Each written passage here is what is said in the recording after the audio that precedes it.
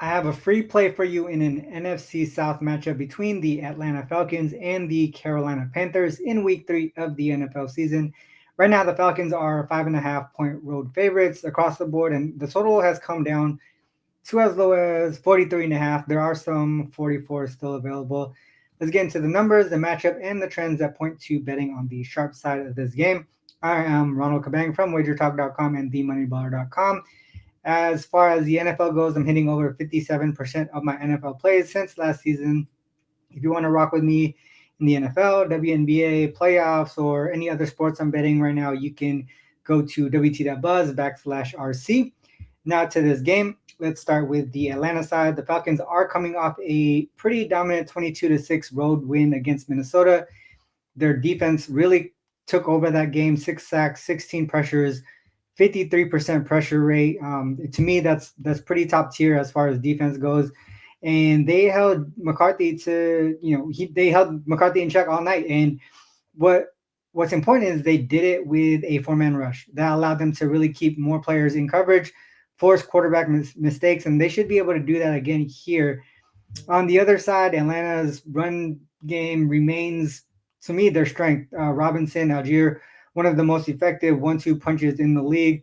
And then you add that balanced play action approach, and you have an offense that can really grind down their opponents. They did settle for 5 field goals last week, but even that is pretty encouraging. I think the red zone trips were obviously there. Just positive regression says they're going to try to turn those into turn some of those field goals into touchdowns moving forward. And if you go to the Carolina side, obviously 0-2, they did lose last week to Arizona. I mean, they did look pretty competitive in that game. They did, but I mean, at the end, the score made it look like they were competitive, but they were trailing 27-3 at some point. Bryce Young has been inconsistent. I thought he was going to be a lot better to start the season, especially with how the flashes he showed towards the end of last season. But he's still turning the ball over under pressure, and that's exactly what he's going to see. I talked about that Falcons defense and how much pressure they were putting onto McCarthy last week. So I think they're going to be able to put pressure on Young here. And then the offensive line, they are decimated with injuries. Hunt and Corbett are now on the injured reserve. That's really going to hurt their interior line. To me, that's just terrible timing, especially with the fact that I talked about Atlanta's pass rush rate. So Carolina's defense, to me, I think they really are not at full strength either. I think Patrick Jones and Wharton are both out, and other players on the front seven are banged up as well. Brown's still a force in the middle, but secondary has been pretty vulnerable here, and without a reliable offense to support the team, this team is really going to struggle to keep the game close here on both sides of the ball. So for me, this matchup, Atlanta's defense front versus Carolina's decimated O line, I think that's the clear mismatch here. Offensively, the Falcons should be able to lean on their ground game early, set up play action, and capitalize on Carolina's defensive injuries as well. From a situational standpoint, Atlanta is coming off a pretty strong confidence-building primetime win. Carolina comes home, desperate, but they are banged up. The betting market has moved this from the open number at 2.5 to 5.5, where it is now. That tells me both the public and the sharps are probably on the same side right here. To me, I think that minus 5.5 for the road favorites here is the way to go. Personally, I did not bet this game. What kept me off is the fact that Carolina is a very desperate team right now, obviously winless against a divisional opponent.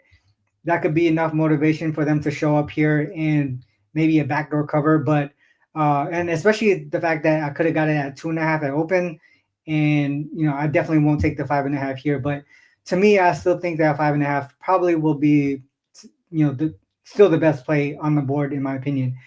What are your thoughts on this game? Do you agree? Do you disagree? Make sure to leave a comment. I'd love to hear your angles. Also, if you enjoyed the breakdown, and hit the like and subscribe button to the channel, make sure you click the notification button as well so you don't miss another breakdown or from any of the other Wager Talk handicappers. Once again, head over to wt.buzz/RC for premium picks and packages. A lot of stuff going on at the site, including the Weekend Warrior package. I think it's like $49 for the weekend, so you get college football, NFL, Premier League, all that stuff going on in the weekend. And then we also have that package that I have with Ski Profit. I finished the regular season as the number one WNBA handicapper. That's 3 straight number one regular season finishes. Last postseason, I put up 18 units. Ski was up 13 units after the postseason as well. We both hit over 62% of our playoffs plays. And combined, we're already up this postseason again. Buying the WNBA postseason access separately will cost $99 each, but you can get both for just $129, a savings of $70.